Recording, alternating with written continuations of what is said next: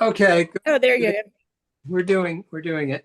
All right, so this presentation explains the basics of patent litigation, including the minimum requirements for filing a patent lawsuit, typical stages and timeline of litigation, common pitfalls that inventors and patent holders should avoid.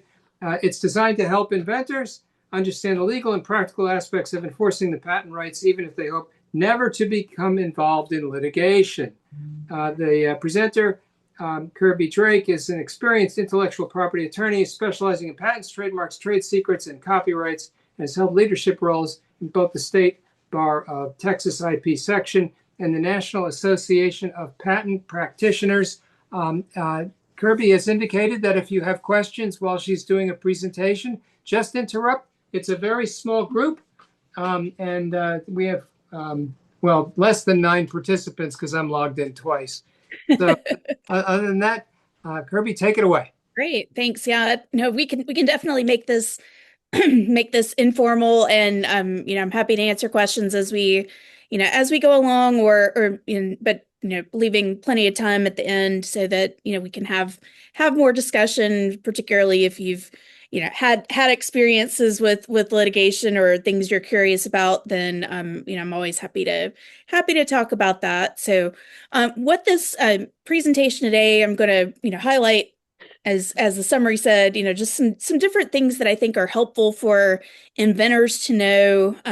If you're ever thinking that you may be getting into the litigation process, or if you're just seeing things out there as to other patents and just curious about what particular terms mean, or what stage they're in a lawsuit, then hopefully this will give you some of that information. And the other thing to keep in mind is this is going to be at a high level, and there will be some places where I'll point out throughout the presentation that it may be very dependent on, which, I was going to say which state you're in, but it's all in the federal system. It's just a matter of, where you've actually filed your lawsuit, because there are some different district courts in different states that have specific rules as to how they handle patent litigation, or like in the case of Delaware,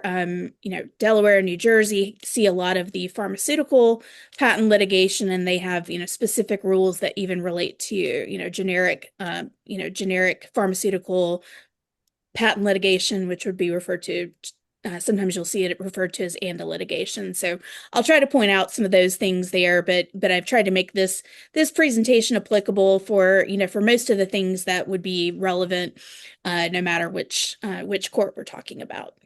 So let's see, go here. Yeah. So where we're going to look at today is just a couple of things. So first is just the minimum filing requirements. What do you have to have if you're going to actually put a case in front of the court?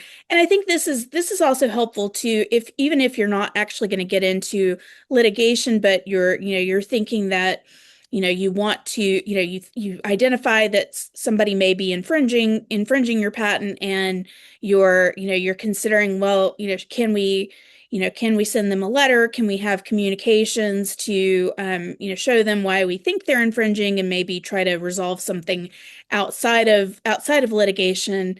I think all of these things will be helpful to you for thinking about just basically the process that you're going to need to go through if you're, essentially accusing someone of infringing a patent.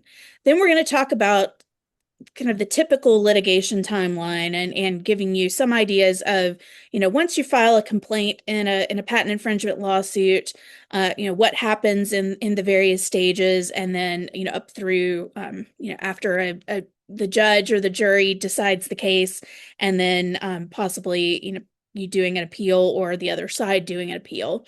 And then finally, we'll look at some of the pitfalls that are most common in patent litigation, and some of the things that are common and can often be very costly, when you get into patent litigation. So hopefully things that you'd avoid if you're if you're getting into these kinds of cases. So I always like to start as, I don't I'm not the type of attorney that is thinking of patent litigation as the first step that we're considering. I typically think of it as, we'd like to think of it as a last resort. Hopefully you can work everything out amicably with potential infringers or potential licensees without needing to get into patent litigation. But even if you've been fortunate in those respects where you've not had to get into litigation, I think it's still important for you to understand it as a patent holder or potential patent holder.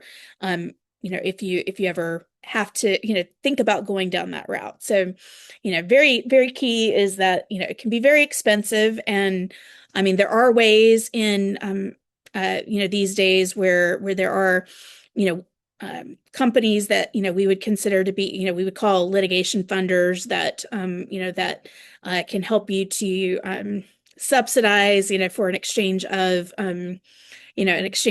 any recovery that you have. But even then,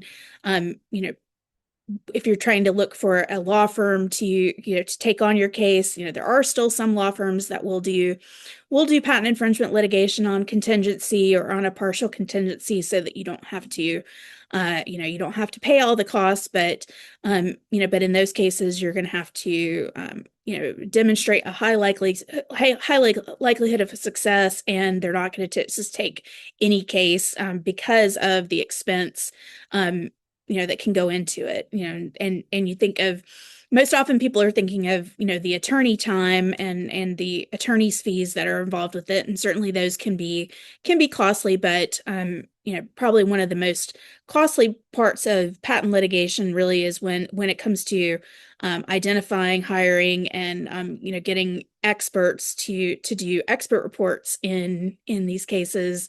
That can be a very expensive part of the process, and so it's necessary, but it's quite often it's a hard cost that you really can't avoid.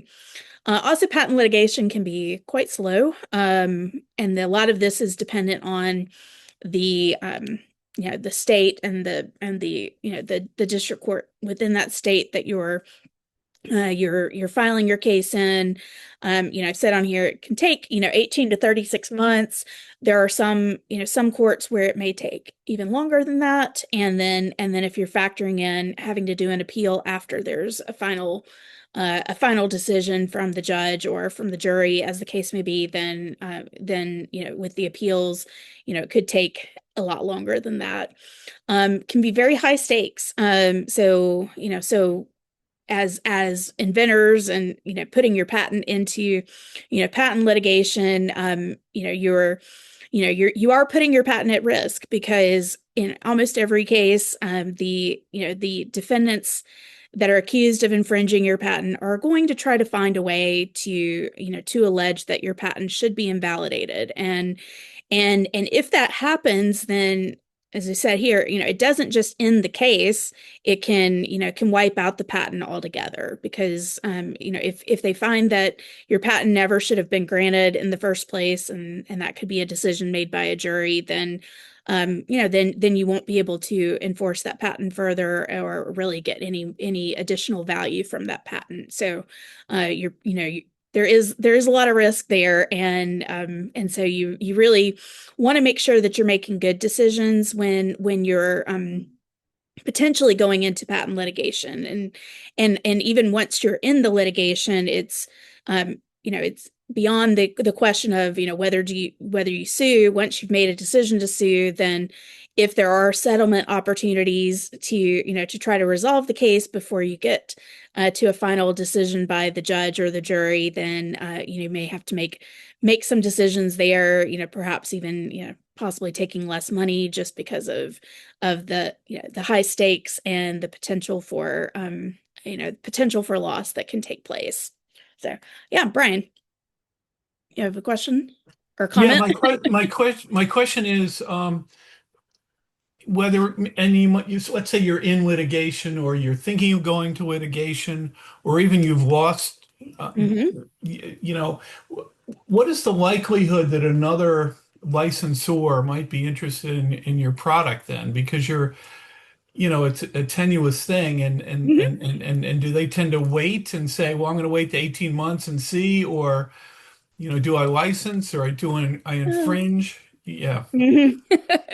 Yeah, I mean, I think a lot of that is going to be very dependent on, on what, who that entity is, and kind of what their experience is with, with patents or with the litigation. I've found that in my time is, dealing with the litigation, or dealing with, with patent holders that are trying to run a licensing program, but they've been, brought it, they've gotten to the point where they've had to file a lawsuit. Then, typically you don't find that a lot of other entities are going to be, you know kind of running to the table to, to try to license it while the lawsuit is out there. They're probably going to be, more in a wait and see, kind of mode on that. And, mostly just to see, particularly if you have to go the distance in the litigation, and, and the patent was invalidated, then there's nothing, there remains nothing, there would not be anything to license in that case. And so they're risking. But on the other hand, when, especially as a patent holder, if you're sending out, letters, or you're trying to engage in those licensing discussions while a lawsuit is going on related to the patent, you also, as those, potential licensees, they're also running a risk that, like, they really have to take it seriously. I mean, they may say that, they need to defer whether to ultimately agree to a license until they see what happens in the lawsuit. But at the same time, they're going to have to be doing all of that, non-infringement assessment, invalidity assessment, essentially cost benefit analysis on it, because, because they find that, if they just blow it off and think, well, I'll just wait and see what happens with this lawsuit, and they're already on notice of the patent, then, not only have the potential damages accumulated, they could also be, seen as willfully infringing, because they were put on notice, and they didn't take any steps to change their behavior, once they were put on notice, if there's eventually a finding of infringement. So Yeah, thank you. So just the follow-up question, if yeah. as the patent holder, am I legally obligated to mention that I think there's somebody infringing our patent when I'm trying to license it to another organization? No, you don't have to, have to, tell them. I mean, I think it depends on what, kind of what the circumstances are. I mean, I think that if you had, it'd probably be more the case if you were dealing with, a potential, sale or acquisition of the patent, where that's going to come up in your due diligence related to, like, yeah, they're probably going to ask, like, do you think that, somebody's infringing this, or are you concerned about, those things, because eventually um, those, could be issues that the acquirer, may want to be aware of, and decide, how they're going to behave.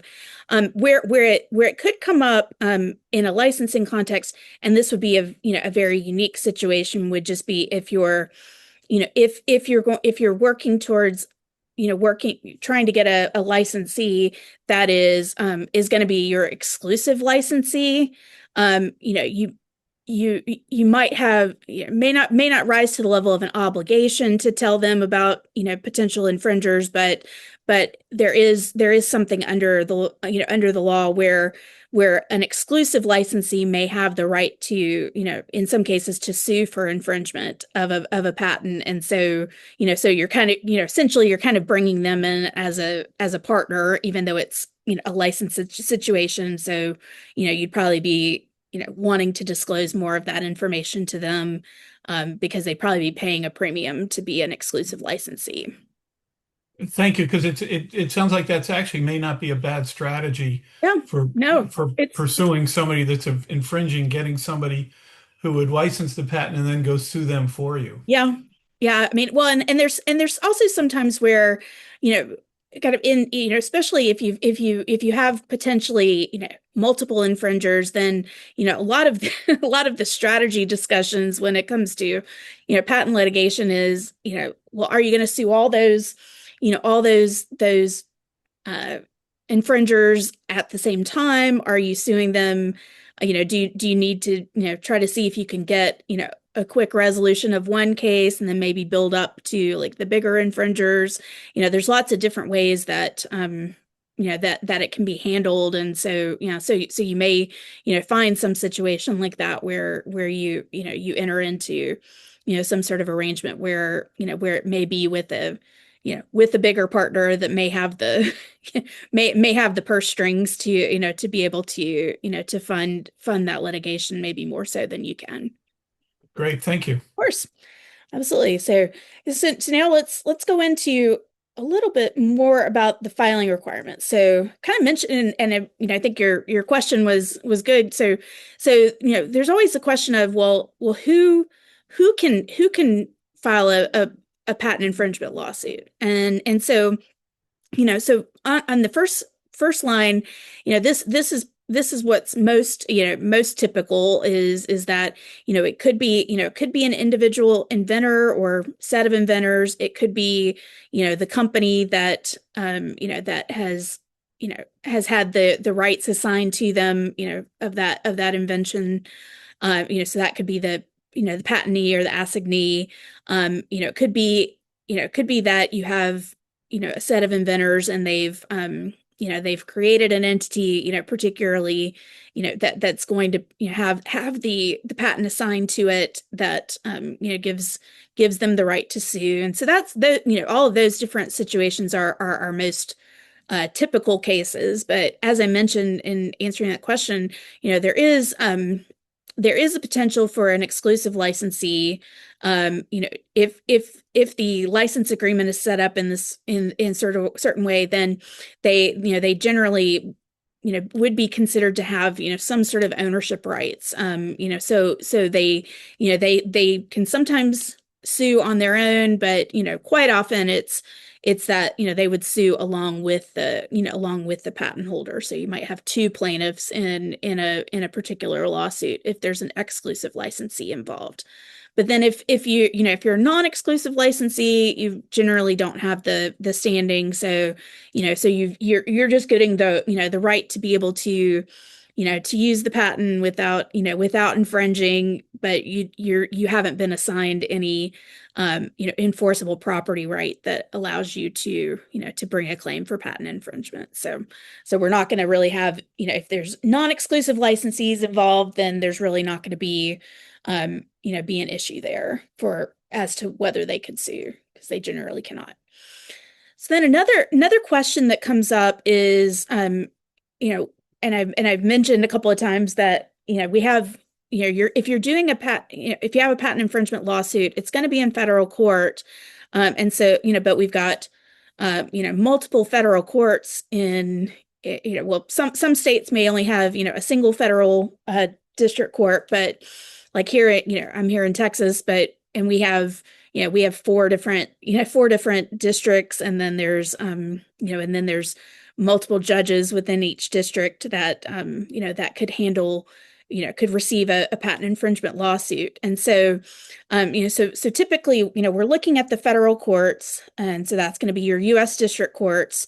You're not going to have state law claims for patent infringement, and the other kind of down the road, if you do have to appeal, you know, you may have heard in, you know, in you know, talking about appeals, you know, if you're doing that within, you know, like Connecticut, you know, I don't remember what the, you know, what the circuit court number is, but like here in Texas, we have, you know, if you were just doing a general lawsuit, you know, federal lawsuit in Texas, then you would be appealing to the Fifth Circuit, because that's where Texas falls. But in the case of patent infringement lawsuits, all the appeals go to the federal circuit. which resides in Washington D.C. And so they're considered to be more of a, it's kind of a specialized, have specialized jurisdiction when it comes to patent cases. And most, if not all, of the judges now have some sort of technical background, so they're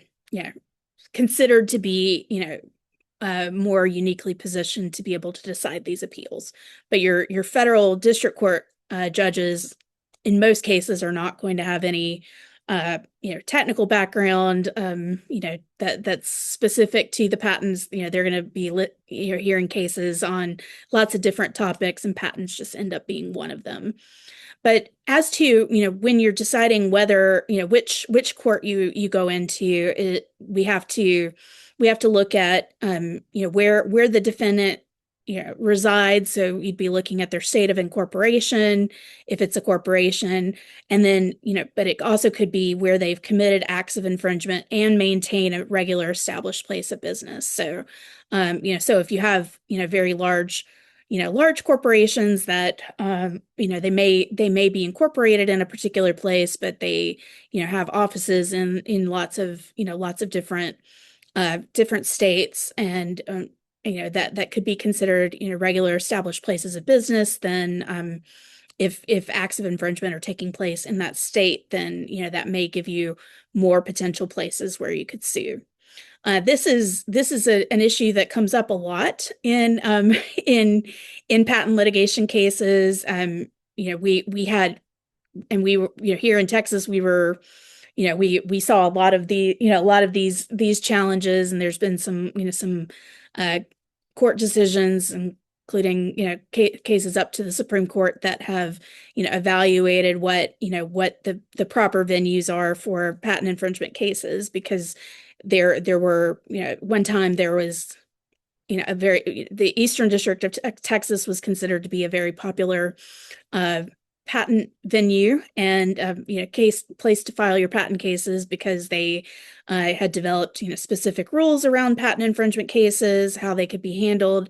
Cases moved faster here. The judges actually wanted to see these cases, and at one time it was considered to be a very plaintiff-friendly venue. And so now we since we had cases like TC Heartland over the years, then the courts have started to enforce the venue provisions a little bit harder, and so you do see a lot of, if you just try to pick a venue that you think is favorable to you without considering things around the defendant that's at issue, then you may end up having to deal with a venue challenge, which would not be ideal. So you want to keep that in mind when you're deciding where to file, and that's something that if you're working with particular attorneys, they will they may have preferences, but they should be telling you pros and cons of each one, particularly as to whether you're likely to get a challenge to the place that you decide that you're going to file the case. So then perhaps the most important aspects of a kind of moving forward with the patent litigation is thinking about, well, what do I actually have to have in a patent infringement complaint? And this is something that I have a lot of discussions with patent holders when they come to me, and they'll say, oh, I think that there's this this company that they're infringing my patent, and so so first and this kind of gives you an idea of a lot of the due diligence that we have to do, when we're evaluating whether we can even file a patent infringement complaint. So first we would assess, for the entity that's coming to me, saying that there's infringement, do they actually own or have the right, to sue for patent infringement? So ownership would be something we'd need to show. Then we want to look at the patent itself and seeing, do they have one patent that might be involved? Are there multiple patents involved? And then when you look at the claims in each patent, are there, is there just one independent claim that's infringed, or are there potentially multiple that could be at issue? But then the part that is most important, and what I think a lot of inventors they may not fully appreciate, particularly when, when they do think that someone is potentially infringing their patent, is that, we're going to have to identify the accused product and then provide a, claim by claim factual basis that ties that product or process to specific elements of the claim in the patent. And I've got an example on the next slide that we'll go through. But this is the part where, as I said, quite often people will come to me, they'll say, I have a patent and, this company is infringing my patent. And they're just thinking about it in the context of, what they've described in the patent and not necessarily what actually got issued out as a claim in the patent. And that's what we have to really look at, because we're going to have to match each of those limitations in at least one of the patent claims to what is actually contained in the product or in the process that's being accused in order for there to be infringement. And if one of those things is missing, then there's no infringement. And then finally, with notice and damages, of course, we always, want to look at, whether there is, whether you've put them on notice, put the accused infringer on notice of your patent beforehand, because that might form the basis for a willfulness claim down the road. And then we want to see, well, how much can we figure out, kind of how much money, how successful has this product been for them, and if there's any basis for injunctive relief, which would mean that they should have to stop selling the product if you're successful in your litigation. So let's look at this example, and this is just a kind of a random one that came up with. And so, as I said, you can't just say, I think that this product infringes my patent. That's not going to be sufficient in a patent infringement complaint. And so, if we have a claim here that's for a self-balancing personal mobility device, then in this case, there's three limitations or three claim elements that are listed, and we're going to have to show for if there's a particular product that is accused of infringement, then we would say, well, what part of that product is matching up to the frame having a longitudinal axis? And typically, as you see in this first example, we'd say, it's an aluminum frame running the length of the device, and it says here, as shown in the product manual, but it may be that you include a picture of that of that, or an arrow pointing to exactly what you're referring to as the frame. And then the same thing would be the case with if you needed to then show two ground engaging wheels that are mounted to the frame, then we'd want to, find where those wheels are present in a picture of the product, and, and identify that.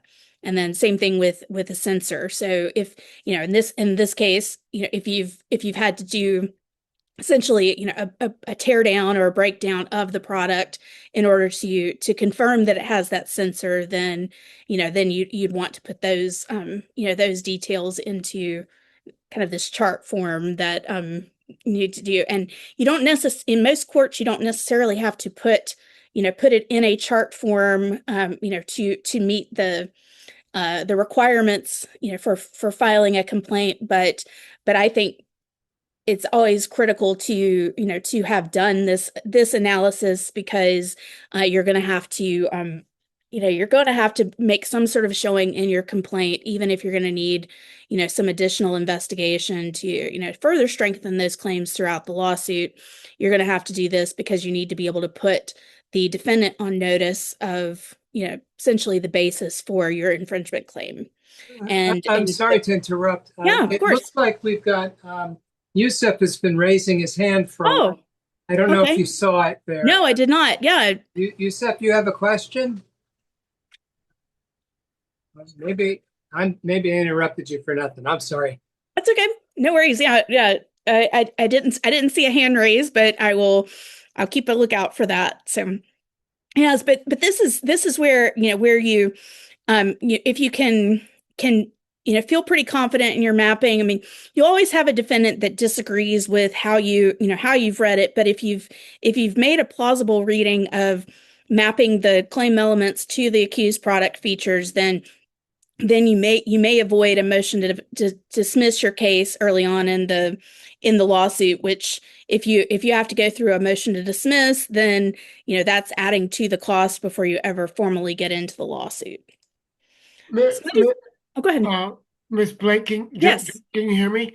Yes, of Hi, thank you for taking my question. course. For the sake of discussion, can you provide me with a working definition of what you mean by an infringement Yep, on the patent holder's invention? Can you provide me with absolutely. a working definition so I can have a clear understanding Sure. of the scope of the discussion? Absolutely. So, the very good question. Yeah, because I think that's something that we we kind of sometimes take for granted on it. But if you think about so when we think about someone getting a patent issued to them, and this is particularly in the U.S.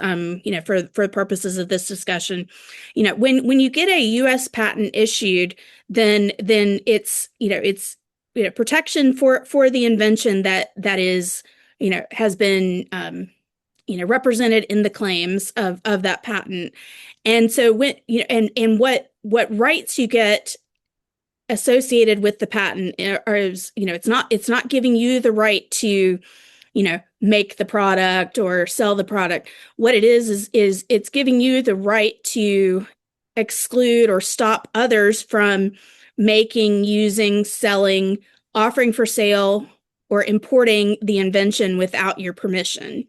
And so when we think of infringement, it's that you've identified that there's a person or an entity out there that is, usually it's that they're making or they're selling, or sometimes importing the invention that is reflected in the claims of your patent without your permission. So when we file an patent infringement lawsuit, that's why we have to show that there's some matching between the limitations or the elements of your patent claim and what that what that accused infringer is doing, because if you don't have that matching, they're not making or using or selling your invention without your permission. Okay, so excellent. That at least it's a good segue to my next question. Okay. So when an inventor initially gets an invention, correct me if I'm wrong, they file with the United States Patent and Trademark Mm-hmm. Office, right? So once it's approved, uh, they have ownership over Mm-hmm. the claims and elements of that Mm-hmm. invention. Am I correct so far? Yes. So, I mean, take for example, in the software company, like in Silicon Valley, where you have Mm-hmm. many people making different cell phones, and you have cell phones that in feature-wise that are very similar, Mm-hmm. you know. So, Right. I mean, how do you reconcile the features from one cell phone to another in those? I mean, because clearly there are boundaries to Mm-hmm. claims and Yeah. scopes and limitations. So I mean, then first of all, I would think that it would depend on who initially had first claim to Mm-hmm. the initial Yep. invention before someone starts creating versions of the invention to be able to compete with the actual Mm-hmm. first iteration of the invention itself. Mm-hmm. No, that's it's true, and particularly, I mean, you've brought up an area that, like, we see a lot of patent infringement lawsuits that come up in telecommunications and in cell phone industry, all of those things, and it's that.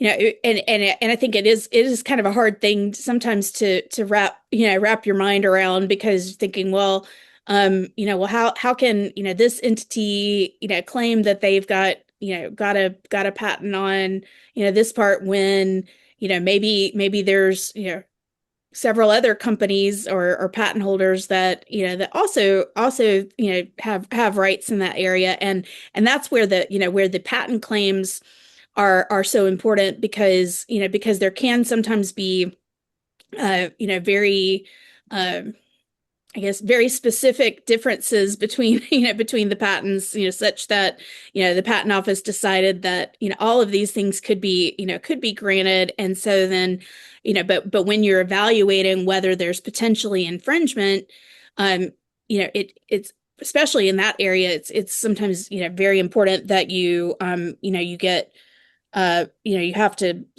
sometimes go in and take the product apart. You're having to look at whatever public information is out there. You might have an expert in in cell phones that that knows how these are working, because you're going to have to uh make that evaluation of whether that particular cell phone matches up with your with your um your patent claim, or if maybe they've done something a little bit different that that falls outside of the patent claim. So it's very it's very hard, but it's also when it comes to like cell phones, I remember I I heard some someone from a one of these manufacturers talk at one point, and they say there's potentially thousands of patents that that might be might go into a single cell phone. And so and in a lot of cases they have standards agreements and other like cross licensing and things that allow them to to have kind of common functions or common features in there. But but you as a patent holder may not be you may not have been involved in those, and so it could be that your patent falls outside of their standards or their agreements, but there still could be infringement. Thank you. I thank you for helping me. So I guess in essence, what I'm trying to say is that Mhm. we, and particularly myself, as a prospective inventor, I just Yeah. want to know when I initially first initially submit a patent to the United States Patent and Trademark Office, Mhm. Yeah. that I submit it in a way that it gives me the protections, Yeah. it affords me the protection, so I don't have to worry on the back end and being hit with uh Yeah. and they have to do an infringement lawsuit. Well, and that's where it's sometimes hard, because hard to know on the front end, and I guess Doug and I we were talking about it when we first got online. It's just that there's sometimes where we when we do an initial filing of a patent application, where we're trying to put in certain language into our description, or we're trying to include claims that are broad enough that hopefully it should make, if it issues in that way, then we're able to kind of get people to fall in line, and hopefully need to license your patent to be able to do what they want to do, and all. But but sometimes we're having to we don't always have complete understanding of where the marketplace is going to go, or what people are going to do when we're filing a patent application. And so that's when sometimes we get I say almost that we get lucky that that some of the language that we may have put in there that was a little bit broader could help us later on when it comes to um, licensing, or potentially needing to file a lawsuit if it gets to that. So you definitely kind of the key thing is when you're filing a patent application, or the patent applications that become patents, that I think are strongest when it comes to potential licensing, or if you have to file lawsuits to enforce them, are going to be the ones that that cover more than just the specific embodiment that you're like, if you came up with a very specific chair, and and you said this chair is great because it's got a a special back to it that, that supports, it supports your back better. But then, but in your chair example, you always have, a particular, cushion in it, and two arms on the chair, and it's made out of a specific type of material. If you only described that in your patent application, and you get a patent that's specifically to that chair, then it's making it easy for someone else to come along, perhaps to compete with you in that marketplace, but not be infringing your patent. When they could say, well, I'll make my chair out of a different material, or I won't put arms on my chair, or I'm going to do a different type of cushion, and then they're not infringing your patent, and it's also not a patent that they need to license. So that's what I mean about trying to have language in your description, and then ultimately if you can get it with the claims that go with your patent to to cover more than just the very specific thing that you're doing, and trying to anticipate possible ways that other people that might try to enter the marketplace could try to do something a little bit different and avoid falling within the boundaries of your patent. Excellent. Thank you so much, Ms. Drake. Thank you. Absolutely. No, happy to do it. So, so kind of talked a little bit about these. There's, we always want to see. So marking is something that, I'm not going to spend much time on that, but if you're in business, like you're actually selling product that you think and this is you as the patent holder, if you're selling product that you say is covered by your patent, and all, then that does create an obligation for you to mark your products in a way that you're putting people on notice that your product that you're selling is covered by the patent that's at issue. And where this comes into play is that if you are actually commercializing your invention, and then you have to file a lawsuit, you can say, well, I was putting everybody on notice that my product is covered by this patent, and as a result, then you can seek damages from the accused infringer for potentially a lot larger period than just from the time when your lawsuit was filed and going forward. And so this may not be an issue, like if you're a patent holder, but you're not commercializing a product, and you're not, you don't have it out there, then this would not be something that's at issue. But it is something that's important. And, you can do virtual marking, now where there's some specific requirements with that, but that would be, like if you're talking about a software product, or some sort of thing that's not a physical hard product that can be marked, then there's some other ways that you can mark it virtually. Notice letters. I do want to mention this because this is an area where comes up quite often for patent holders, and particularly for ones that I would say are trying to avoid the patent litigation, which I completely understand for all those reasons that we've already talked about. But but they're thinking, well, I want to put them on notice, but then I'm going to try to make a decision then about if they don't respond, or they don't want a license, or they just ignore me, then then it's still my choice whether I want to file a lawsuit or not. And while that can be true, in most cases, there is a risk when you send certain types of demand or notice letters to an accused, a potential infringer, where if they feel like that they're being threatened in your letter, and that's open to interpretation, but we'll characterize it like that. But if they feel like they're being threatened, then they could potentially have the right to file what's called a declaratory judgment action in a court that you didn't choose. So essentially, it's putting you on the defensive, even though it's your patent that would be at issue.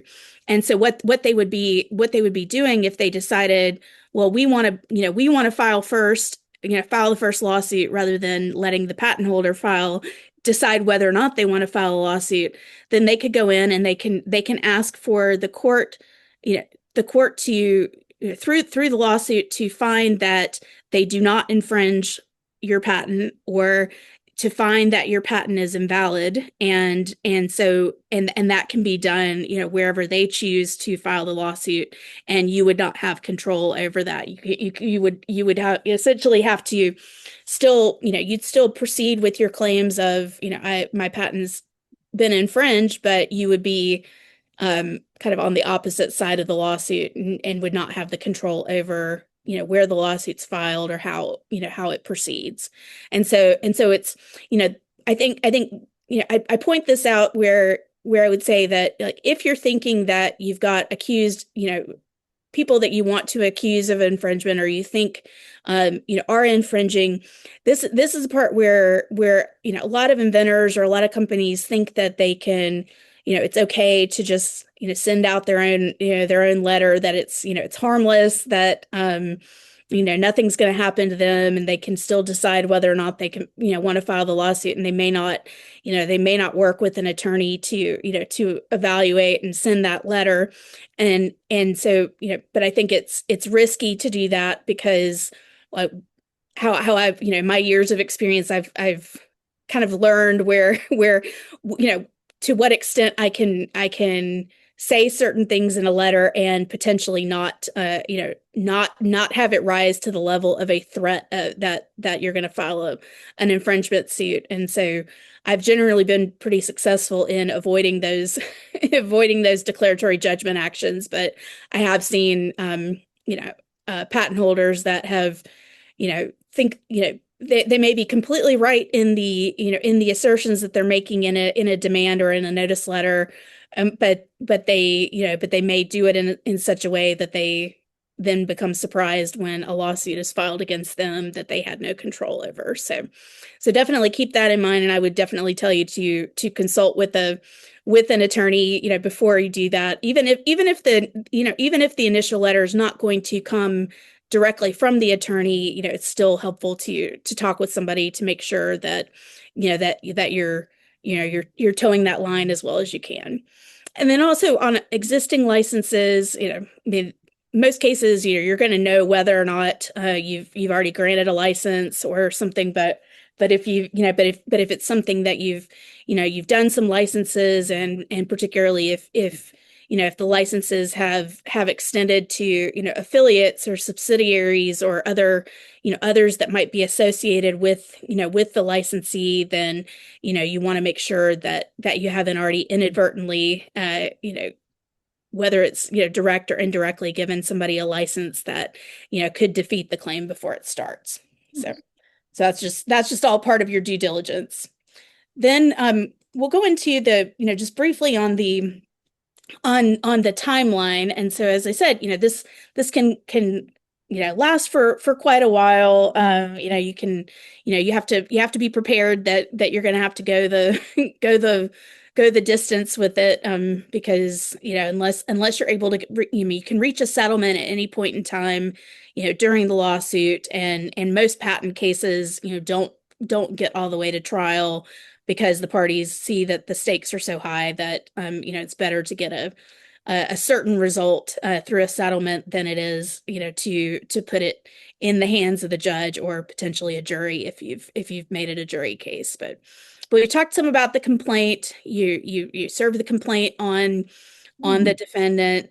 Then typically within a couple of months after the complaint is in front of the court, then they'll have scheduling. You'll have to do some initial exchange of information, and then the biggest part in the case most of the time is the discovery part. And so this is when you're exchanging documents, when you're taking depositions, and if you're an inventor, most likely you're going to have your deposition taken in a patent infringement case. Then we have a claim construction part, which is when the court will be assessing essentially what the meaning is of certain terms that might be at dispute in the claims. Then we have, summary judgment, which doesn't happen in every case, but if one side or the other thinks that the other side doesn't have sufficient evidence to, like if you're the patent holder and you think, well, we've made a very clean case that there's infringement and they've not refuted that case, then you could ask for summary judgment, which would be that the court would find, as a matter of law that, there's infringement or, as to other issues. So it's intended to reduce or eliminate issues before you actually get to a trial. But, if there are still issues that are remaining, then you have the trial. And then after there's a judgment, you could have an appeal. So we'll talk just a little bit about, the specifics of that. So discovery, longest, costliest phase, you're going to have to produce documents. If there's software involved, there's almost always going to be source code review, to look at, how the accused product's working or, accused methods are working. You're going to have depositions of inventors, engineers, damages people. I mentioned before about, expert reports. You're generally going to have them on, infringement issues, invalidity issues, damages issues, and, inventors, if you're an inventor and your patent is at issue, you can almost guarantee that you're going to have your deposition taken because the other side's going to want to know what you think you came up with and try to narrow the issues that way. I mentioned claim construction. Sometimes you'll also refer to it as Markman. That was the court decision that established the claim construction process that we use in patent cases. And this is something that's done, before you get to trial, and it's the judge rather than a jury, interpreting the meaning and the scope of any claim terms that are at dispute. So, so if you have a term in your claims and, and there's a particular way that it needs to be defined for you to be able to show that a product infringes, then of course the infringer is going to want to try to come up with a definition that's still supported by your patent, but that may help them to avoid infringement. If you have a really broad definition of a claim term, then it might make your patent more open to invalidity attacks. And so this is a really important part of the case. Like you can't take it lightly, but it's generally done early enough in the case so that, the parties know how the terms are going to be defined before you do expert reports or really, get before a jury. I'm sorry Yeah. to interrupt, but I No, go think ahead. we've run up against our time. Oh, yeah, It's about an hour. If you wouldn't mind wrapping things up quickly, that'd be great. absolutely. And I'm happy to share my slides because I think I've covered That's great. all. I can I think post them later. Oh yeah, no, absolutely. So I think I've covered most of that. So I'm just gonna wrap up with the, with some of the, and we've talked about a lot of these already, but the, I think the key part is, you want to make sure that you do that due diligence before you ever consider filing a lawsuit, always understanding cost benefit, of it, asking the questions about what is this going to cost, how long is this going to take, and what are we likely to get out of it. That's really important. Ignoring, you're gonna probably have your patent challenged for validity reasons in almost every case, and so if you haven't really assessed the risk, then this may be something that sinks your case, and then your settlement, you can always try to settle at any point in time, and that can maximize your value. So taking away, these are, things, staying open to the settlement, knowing your exposure, knowing your timeline, your budget, and being able to, to make sure that you've done the due diligence beforehand. All of those things are key. So always happy to, take questions. You can reach out to me, any point in time, through my website, give me a call, anything like that. I'm always happy to talk with people. I'm not, like I said, I'm not the lawyer that, that's always encouraging people to get into patent litigation. I try to explore all the different avenues that we have to try to resolve the issues outside of litigation. But, if we have to get into that, then, then it's always good to know those, kind of the basics of how it works before you get too far into it. So, I think we've got a hand here from Brian. okay, Brian, of you've got course. a question? Yeah, I'm guessing this gets a little messy, but all your talk all your talk tonight has been about issued patents, and a patent that's been Yep. applied for, but may take a year, 2 years, whatever to issue. Mhm. But your sense is that it's going to be infringed. What can you just talk a little bit about that? Sure. Yeah. So with, to actually file the lawsuit, you're going to need to have have an issued patent. It's not really, I mean, and I do get a lot of questions. I'm glad you brought that up because I get a lot of questions, particularly around that notice letter, thing, because they'll say, well, you know, I've got a patent application. I'm pretty confident that it's, in its current form, it's going to be, I mean, we still have to get it issued, but we think it's going to be infringed. Then a lot of times it's that idea of, oh, well, can I go and file a lawsuit, or can I go send that letter, telling somebody about that? And while you can, you're probably not going to get a lot of traction, especially if you're, if you're kind of prospectively, suggesting that somebody's going to be infringing it, because the response is typically going to be, well, but the patent office hasn't issued, they haven't fully examined your claims. You don't have an issued patent yet. So the claims could look a lot different than what you're asking me to license right now, or what you think is infringing. And so they'll probably say, come back later when you actually do have an issued patent. So that's typical, but I do feel like it's a good, as you're going through the process, there are times where I've seen, as we're trying to get a patent, we're already anticipating, well, if we do get this claim in this way, then these people would be infringing.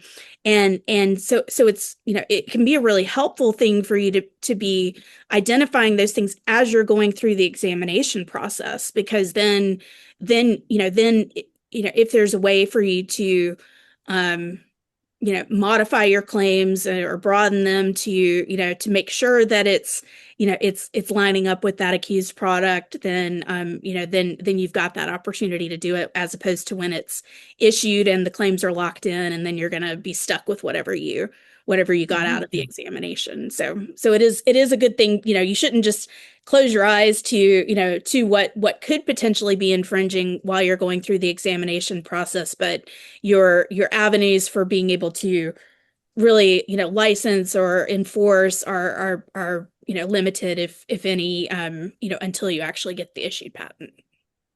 And forgive me, because I'm sure you could spend hours talking about this, but the last thing would be, could you talk a little bit about international Sure. patenting? No, that's very good question. So as many of you, if not all of you may know, I mean, what we've been talking about here is that, is the US system, and in every, I don't want to say every country, but, most countries have their own, patent systems, and then they have their own court systems that, that would govern the, a patent infringement claim. And so, but if you do get a US, if you get a US patent issued, then, your only avenue to, seek kind of seek any remedy for for infringement or trying to license would be as to things that are taking place in the US. And so if if you're thinking that your competitors or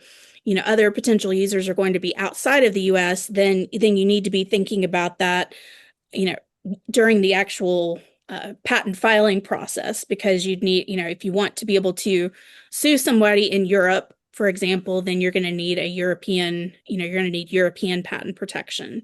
But the one area or kind of twist on it, and I mentioned this in passing, I think during the presentation, but it's important to mention again because I think it comes up a lot, is that your US patent will protect you or give you rights to stop people from importing from China. Usually that's the, kind of the most common one. But, if you have someone that is making the product over in China and importing it into the US, then your US patent would protect you once it crosses the border into the US, to allow you to, sue for infringement or stop those activities from occurring. But if it's being made over in China and only sold in China and it never, crosses into the US, then you would need a Chinese patent and you would have to enforce in the Chinese courts, if you saw that there was infringement over there. So there is Great. Thank you. Very there is a helpful, way. Kirby. Yeah, I mean,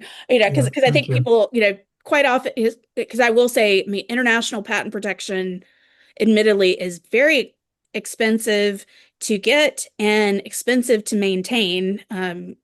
Over time, much more expensive than I personally, I think than US patent protection is. And so, sometimes you have to make business decisions not to seek that protection in other parts of the world, but particularly if you are offering, if your patent is covering, um, hard goods, that would be imported into the US, then that is an angle that would allow you to, still have an option to, to license or to sue, based on activities that originated in another country. Great. Thank you. Very helpful. I appreciate it. Well, Absolutely. thank you, Kirby. That's been a terrific presentation. I hope everybody will join me in giving you a hand.